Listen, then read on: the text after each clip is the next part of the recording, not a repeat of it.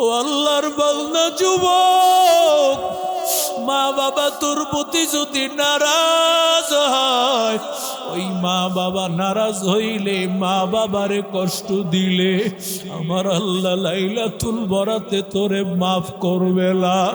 যদি মা বাবাই তোর থাকে রে যুবক, ওই মা বাবার কাছে গিয়া মাফ চাইও।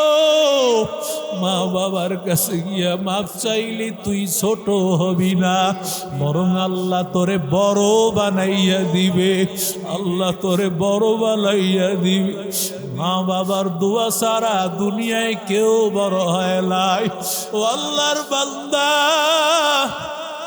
তুমি ঘরে তোমার বিবির মুখে ভালো একটা খাবার তুলিয়া দাও, তুমি তোমার সন্তানের মুখে খাবার তুলিয়া দাও।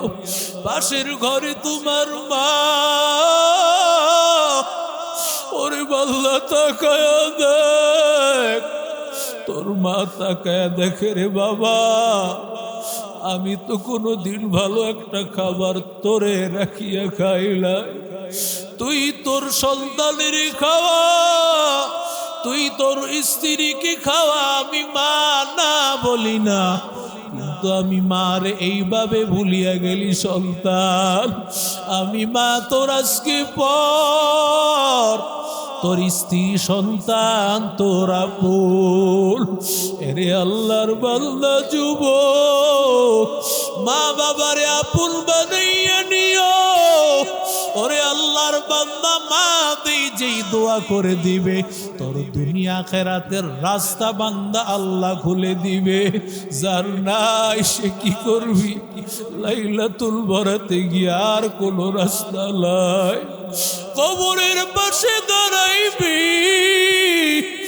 আর আল্লাহকে বলবি, ও দয়ার মালিক, ও আল্লাহ আমার মা বাবারে মাফ করে দেন। আল্লাহ, আল্লাহ আমার মা বাবারে মাফ করে দেন। ওই মা বাবার জন্য দিল খুলিয়া দোয়া করিও। ওই মা বাবার জন্য প্রাণটা খুলিয়া বান্দা সৎকার হাত, দানের হাতটা যখন বাড়াইয়া দিবা, আমার আল্লাহ খুশি হইয়া তোমার মা বাবাকে মাফ করে দিবে। যেই লাইলাতুল বরাতে আল্লাহ সবাইকে মাফ করে দিবে, কিন্তু বান্দা মুশরিক বান্দা কোনোদিন আল্লাহর কাছে মাফ পাবে না, যতক্ষণ না শিরিক থেকে খাঁটি দিলে তওবা না করবে, ততক্ষণ পর্যন্ত মুশরিকের ক্ষমা না। আল্লাহ বলেন, ওয়া মুশাহিদ, যেই বান্দা হিংসুক, আপনি একদল করেন আর এক দলকে গালাগালি করতে পারবেন না। আপনার ভাই, আপনার বন্ধু, তাকে আপনি গালিগালাজ করবেন না, হিংসা করবেন না, অহংকার করবেন না। কারণ আল্লাহ লাইলাতুল বরাতে অহংকারীরে মাফ করবে না, হিংসাকারীকে মাফ করবে না। কথা কর না গান, বড় সবক আমাদের জন্য। লাইলাতুল বরাতে হিংসাকারী মাফ হবে না, অহংকারী মাফ হবে না, বিদ্বেষ পোষণকারী মাফ হবে না। রাজনীতির ময়দানে আসিয়া আপনি আরেক দলকে এমনভাবে গালিগালাজ করলেন, সকাল হতেই আপনি গালিগালাজ শুরু করে দিলেন। ওরে আল্লাহর বান্দা, এমন বিদ্বেষ পোষণ ইসলামে কোনোদিন হালাল করে না। ঠিক কিনা জোরে বলেন? এরে আল্লাহর বান্দা যুবক, ও আল্লাহর গোলাম, আল্লাহর নবী বলেন, যারা মদ পানকারী আল্লাহ তাদেরকে মাফ করবে না। নেশা এমন খারাপ, যেই নেশার কারণে মানুষ ধ্বংস হয়ে যায়। কত পরিবার এমন, যেই পরিবারের সন্তানটা নেশাগ্রস্ত হওয়ার কারণে মা বাবা বড় পেরেশান। আসিয়া বলে, হুজুর দোয়া করবেন, আল্লাহ যেন সন্তানটারে হেদায়েত দান করেন। সন্তানটা নেশাগ্রস্ত হয়ে গেছে। ও বাবা, তুমি নেশার মধ্যে কি পাইছো রে বাবা? আমারে বলো, তুমি নেশার মধ্যে কি পাইছো? আমার আল্লাহ তাআলা এই নেশার কারণে তোমার জাহান্নাম ওয়াজিব করে দিচ্ছেন, তোমাকে আল্লাহ জান্নাত আল্লাহ হারাম করে দিচ্ছে। ওরে বান্দা জানুলা, এই লাইলাতুল বরাতে এত দাম, যেই রাতে আল্লাহ এমন ভাবে ডাকবে, বান্দা আয়, ও বান্দা আয়, আমি আল্লাহ মাফ করব। সেই রাতে যদি তোমার মতো নেশাগ্রস্ত মানুষকে আল্লাহ মাফ না করে, তোমার মতো হতভাগা দুনিয়াতে আর কেউ নাই। ঠিক কিনা জোরে বলো? তোমার মতো নেশাগ্রস্তকে যদি আল্লাহ মাফ না করি, তোমার মতো হতভাগা কেউ নাই। তাবিজ কবজকারী যারা নাকি মানুষকে জাদুকারী, এদেরকে মাফ করবেন না আল্লাহ। এরে আল্লাহর বান্দা, যেই মানুষেরা টাকনুর নিচে কাপড় নিয়ে নিয়ে চলে, রহমাতুল লিল আলামিন বলেন তাদেরকে আল্লাহ মাফ করবে না। কারণ টাকনুর নিচে কাপড় দেওয়ার অর্থ হলো অহংকারের আলামত। অহংকারী করিয়া মানুষেরা টাকনুর নিচে কাপড় পরে। রসুল বলে না না, এই কাপড়টা তোমার না, এই কাপড় পরবে মহিলা। মহিলারা টাকনুর নিচে কাপড় পরবে। পুরুষ হইয়া তুমি টাকনুর নিচে কাপড় পরতে পারো না। মা আসফালা মিনাল কাবাইনি মিনাল ইজারি ফিন্নার। টাকনুর নিচে কাপড় গেলে আল্লাহ তাআলা ওই অংশটাকে জাহান্নামে নিয়ে যাবেন। এজন্য টাকনুর নিচে কাপড় দেওয়া যাবে না। আজকের এই রাতের নাম কি? কি কারণে এই রাতে আমি কবরে আসলাম? আজকের এই রাতের নাম লাইলাতুন নিসফি মিন শাবান। আজকের এই রাত্র আল্লাহর কাছে এত দামি, আল্লাহ তাআলার কাছে এত দাম। বনু কালাব একটা গোত্র আছে, আর দুম্বা বেশি পরিমাণে লালন পালন করত। একটা দুম্বায় কত পরিমাণে পশম হয়? যদি 8-10টা দুম্বা হয় আরো কত বেশি। গোটা একটা গোত্র মিলিয়া, গোটা এলাকা মিলিয়া যদি সবাই দুম্বা লালন করে, আর সব দুম্বাগুলো যদি একত্রিত করা হয়, সমস্ত দুম্বার পশম যদি এক করা হয়, কত পরিমাণ দুম্বা হবে? আল্লাহর নবী বলে, আয়েশা জানো,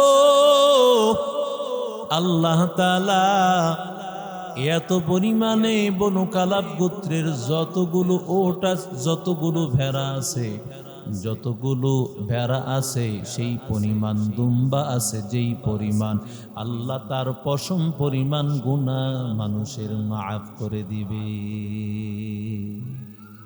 ইয়া ইলাহি তু মেরা মাবুদ হ্যায়, ইয়া ইলাহি তো মেরা মাশূক হ্যায়, ইয়া ইলাহি তু মেরা গফফার হ্যায়, ইয়া ইলাহি তো মেরা সত্তার হ্যায়, ইয়া ইলাহি मुझसे मुझको दूर कर, ताकि देखो मुझ में तुझको एक नजर। हर तमन्ना दिल से रुखसत हो गई, अब तो आजा, अब तो खलवत हो गई। बुजुर्गी की नहीं हमको जरूरत, गुलाम अपना बना ले ऐ खुदाया। तो दिन में है आता है समझ में नहीं आता, तो दिल में है आता है समझ में नहीं आता। बस जान लिया मैं तेरे पहचान यही है, बस जान लिया मैं तेरी पहचान यही है। এরে নবীর আশিক উম্মতের দল,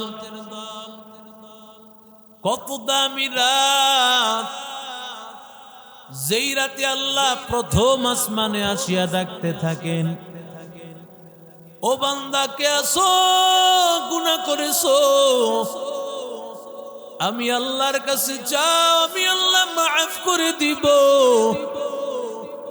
আমার আল্লাহ মাফ করার জন্য প্রথম আসমানে আসিয়া আল্লাহ ডাকতে থাকেন, ওরে বান্দা কে আসো গুনাহগার, আমি আল্লাহকে বল, আমি আল্লাহকে বলতে দেরি, আমি আল্লাহ তোরে মাফ করতে দেরি না। ওরে বান্দা যতই গুনাহ নিয়ে আসুক না কেন, বান্দা আমি আল্লাহকে একবার আল্লাহ বলে ডাক দিতে দেরি হবে, আমি আল্লাহ তোর ডাকে সাড়া দিতে দেরি হবে না। وقال ربكم ادعوني استجب لكم, আল্লাহ বলেন আমি আল্লাহকে ডাকো, যতবার আমি আল্লাহকে ডাকবি ততই খুশি হইয়া যাইব, যতবার আমি আল্লাহকে ডাকতে থাকবি ততবার আমি আল্লাহ খুশি। কারণ বান্দা মাইয়াস আলিল্লাহ ইয়াগযাব আলাইহি, যেই বান্দা আল্লাহকে ডাকে না আমার আল্লাহ তাআলা তার প্রতি রাগান্বিত হয়ে যায়। সুবহানাল্লাহ। মানুষের কাছে চাইলে মানুষ নারাজ হয়, আর আল্লাহর কাছে না চাইলে আল্লাহ নারাজ হয়। সুবহানাল্লাহ বলেন, আরো জোরে বলেন।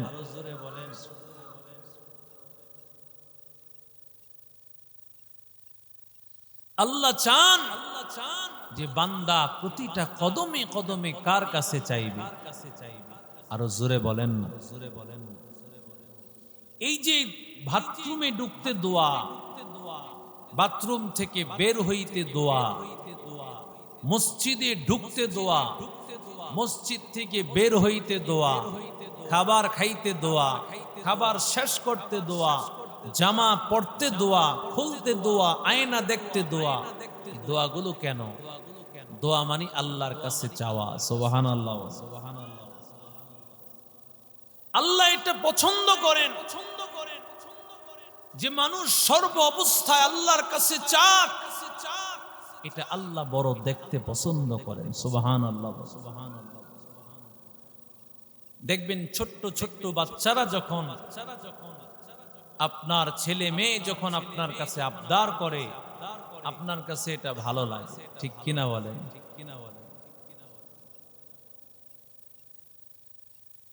আপনার কাছে এটা আনন্দ লাগে যে আমার বাচ্চা আমার কাছে চাইবে,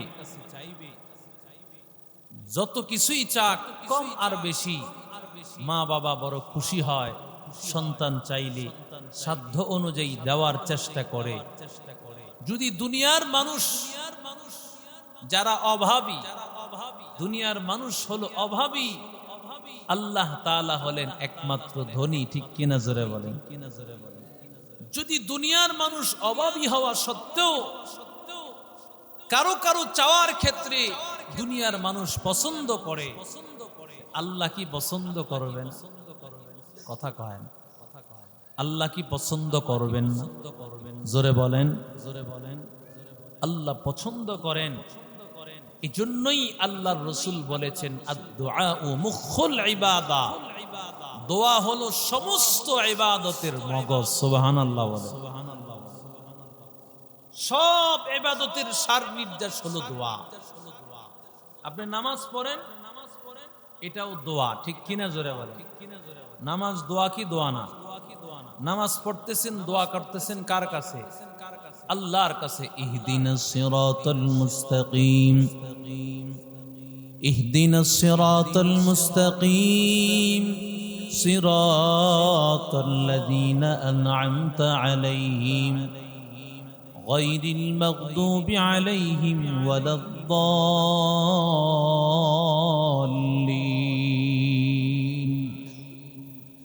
কাছে বান্দা নামাজে চাইতেছে, আল্লাহ হেদায়েতের রাস্তায় চালাও, এমন জান্নাতের রাস্তায় যেই জান্নাতের অধিবাসী আপনি নবীদেরকে করবেন, সিদ্দিকিনদের করবেন, শহীদদেরকে যেই জান্নাত দিবেন, ওই রাস্তায় চালায় আমাদেরকেও জান্নাতে পৌঁছায় দেন। আরো জোরে বলেন। রোজা রাখতেছি, সেই রোজাটাও দোয়া। রোজা দোয়া কি দোয়া না? রোজাটাও দোয়া।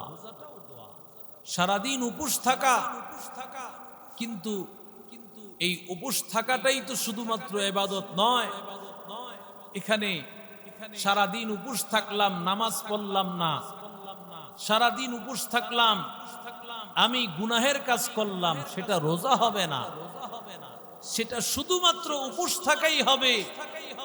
রোজা এটা একটা আল্লাহ তাআলার ইবাদত, যে ইবাদতের সার নির্দেশ হলো আল্লাহর কাছে চাওয়া, যে আল্লাহ রোজার বিনিময়ে তুমি বলেছো জান্নাতে একটা দরজা, রায়্যান নামক দরজা হবে, যেই দরজা দিয়া তুমি জান্নাতি রোজাদার বান্দাকে পৌঁছাবে। রোজাদার বান্দাকে যেই জান্নাতের দরজা দিয়া ঢোকাইবা, আল্লাহ যেই পুরস্কার তোমার নিজের হাতে তুমি দিবে, আল্লাহ সেই জন্য আমি রোজা রাখতেছি। সুবহানাল্লাহ বলেন। যাকাত দিতেছি, সেটাও আল্লাহর কাছে একটা দোয়া, যে আল্লাহ তুমি বলেছো ওয়াকরিদুল্লাহ করদান হাসানা, বান্দা আমার রাস্তায় তোমরা কর্জে হাসানা দাও, তাহলে আমি আল্লাহ তোমাদেরকে ডবল দিব। ওয়ায়ুরবিস সাদাকাত, আমার কাছে দিলে আমি আল্লাহ ডবল দিয়া দিব। এটাও বান্দা আল্লাহর কাছে দোয়া করতেছে, ঠিক কি না? জোরে বলেন। তাহলে সব ইবাদতের মূল হলো কি? কথা বলেন। সব ইবাদতের মূল দোয়া।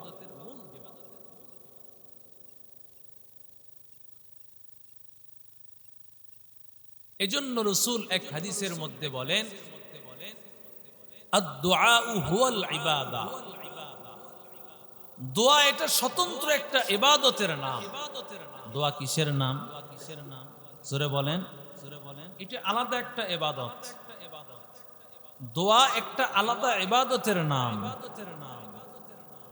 রাহমাতুল লিল আলামিন বলেন, আল্লাহ তাআলার কাছে দোয়ার এত দাম, এত দাম ইবাদত জানো,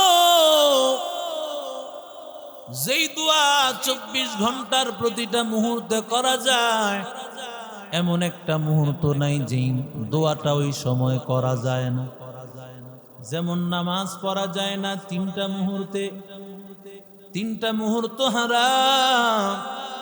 যখন সূর্য উদয় হয়, যখন সূর্য মাঝামাঝি থাকে, সূর্য যখন অস্ত যায়, 3 সময় হারাম। আবার আল্লাহর বান্দা যখন ফজরের নামাজের আজান হয়, ফজরের ফরজ ছাড়া অন্য কোনো নফল সুন্নত পড়া মাকরুহ। আসরের নামাজের পর মাগরিবের নামাজের আগ পর্যন্ত অন্য কোনো সুন্নত নফল নামাজ মাকরুহ। কাজা নামাজ পড়া যাবে, জানাজার নামাজ পড়া যাবে। 2 সময় মাকরুহ, 3 সময় নামাজ হারাম। কিন্তু বান্দা দেখো, আল্লাহর বান্দা যেই মুহূর্তেই থাকো, সব অবস্থায় ইবাদত, এই দোয়া করা যায়। বরং দোয়াটা তো এমন ইবাদত যেটা মুখেও করা যায়, বুকেও করা যায়। সুবহানাল্লাহ। জবান দিয়েও করা যায়, ভিতর থেকেও করা যায় কি যায় না? আরো জোরে বলেন। সমস্ত কিছু বন্ধ। ওরে বান্দা, যখন পুরুষ মানুষ নাপাক হালতে থাকে, ওই মানুষটা কোরআন শরীফ তেলাওয়াত করতে পারে না, কিন্তু দোয়াও করতে পারে, ঠিক কি না? জোরে বলেন। মা বোনদের নাপাক অবস্থায়, প্রতি মাসের এই নাপাক অবস্থায় কোরআন পড়তে পারে না, নামাজও পড়তে পারে না, রোজাও রাখতে পারে না।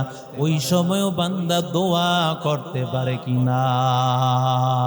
হकीकत से तो दुनिया बेखबर है, दुनिया কিয়া কি নুমায়েশ পর নজর है নমি গোয়াম के अज दुनिया जुदा बास बहर करे के बाशिबा खुदा बस चिस्ते दुनिया अज खुदा गाफिल बुदान नहीं कबा शुकुन कुरहो फर जिंदजन आबदर किश्ती हलाके किश्तियास आब अंदर जीरे किश्ती पुश्तियास कुव्वते ने की नदारी बदमकुन बरवजूदे खुद सतम बेहद मकुन हक नदारत दुस्ते खल्का ज़ारेरा निस्ते ई खसलत एके दिनदारेरा ऐ बरादर दूर बाशद यारे बद बद तरबुआ दज़मारे बद मारे बद तन हातुरा बर जाजनात यारे बद बर जाने ईमानत जनात यारे बद रद्द तुरा सूये जहीम यारे नेको गिरताया बीनाईम जुरे बोलेन अल्लाहु अकबर ओरे अल्लाहर बंदा जुबक लाइलातुल बारात अल्लाह सबार गुनाह माफ करे देन किन्तु जेई बान्दा मुशरिक नाफरमान अल्लाह ওই বান্দার গুনাহ মাফ করেন না ومن يشرك بالله فقد حرم الله عليه الجنة ومأواه النار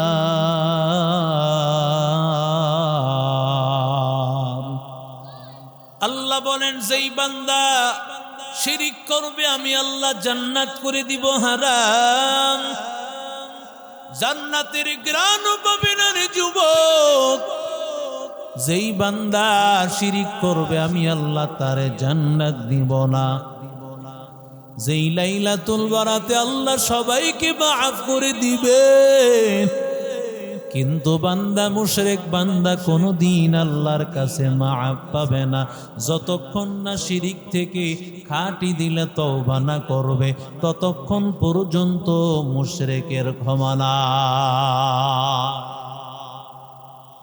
আল্লাহ বলেন ওয়া মুশাহিদ যেই বান্দা হিংসুক আপনি একদল করেন আর একদলকে গালাগালি করতে পারবেন না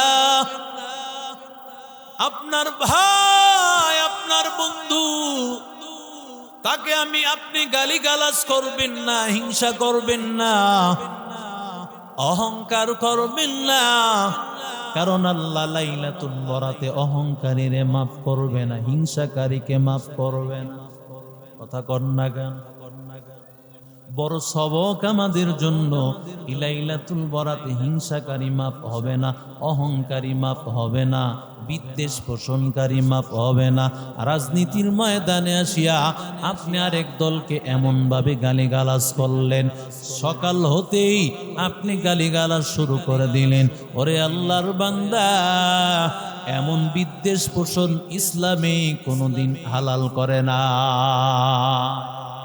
ঠিক কিনা জোরে বলেন এরে আল্লাহর বান্দা যুবক আল্লাহর গোলাম আল্লাহর নবী বলেন যারা মদ পানকারী আল্লাহ তাদেরকে মাফ করবে না নেশা এমন খারাপ যেই নেশার কারণে মানুষ ধ্বংস হয়ে যায় কত পরিবার এমন যেই পরিবারের সন্তানটা নেশাগ্রস্ত হওয়ার কারণে মা বাবা বড় পেরেশান আসিয়া বলে হুজুর দোয়া করবেন আল্লাহ যেন সন্তানটারে হেদায়েত দান করেন। সন্তানটা নেশাগ্রস্ত হয়ে গেছে। ও বাবা, তুমি নেশার মধ্যে কি পাইছো রে বাবা? আমারে বলো, তুমি নেশার মধ্যে কি পাইছো? আমার আল্লাহ তাআলা এই নেশার কারণে তোমার জাহান্নাম ওয়াজিব করে দিচ্ছেন, তোমাকে আল্লাহ জান্নাত আল্লাহ হারাম করে দিচ্ছে। ওরে বান্দা জানো না, এই লাইলাতুল বরাতে এত দাম, যেই রাতে আল্লাহ এমন ভাবে ডাকবে, বান্দা আয়, ও বান্দা আয়, আমি আল্লাহ মাফ করব। সেই রাতে যদি তোমার মতো নেশাগ্রস্ত মানুষকে আল্লাহ মাফ না করে, তোমার মতো হতভাগা দুনিয়াতে আর কেউ নাই। ঠিক কিনা জোরে বলো?